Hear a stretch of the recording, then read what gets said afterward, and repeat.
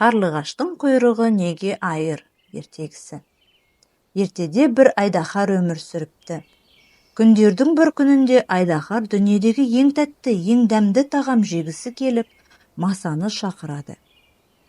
Жер жүзіндегі өсімдікпен жанды жансыздың қанын сорып, дәмін алып маған дүниедегі ең тәтті зат мен тамағым болатындай етіңдер, деп уақыт кесіп тапсырма береді.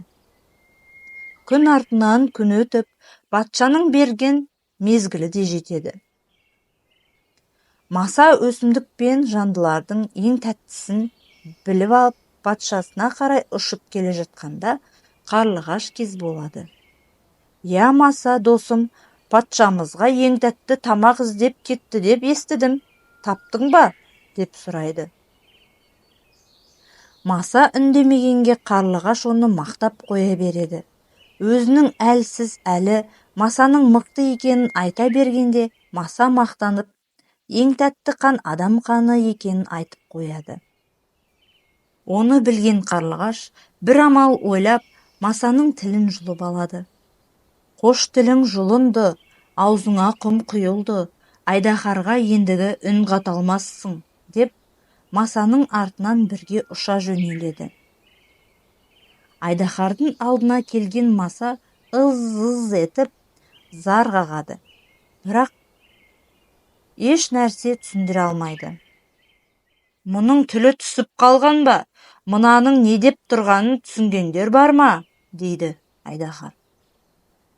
«Өте түсінікті, патша. Әлемде ең тәтті нәрсе ол өсімдікті өзі өсіріп шығарған топырақ дәмді», дейді қарлығаш. Маса одан әрі ызыңдай түседі де, қарлығашқа тисе бергенде айдаһар түсініп қояды да: «Мұның тілі түсіп қалған ба? Мынаның не деп тұрғанын түсінгендер бар ма?» дейді айдаһар.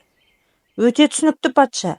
Әлемде ең тәтті нәрсе ол өсімдікті өзі өсіріп шығарған топырақ дәмді», дейді қарлығаш.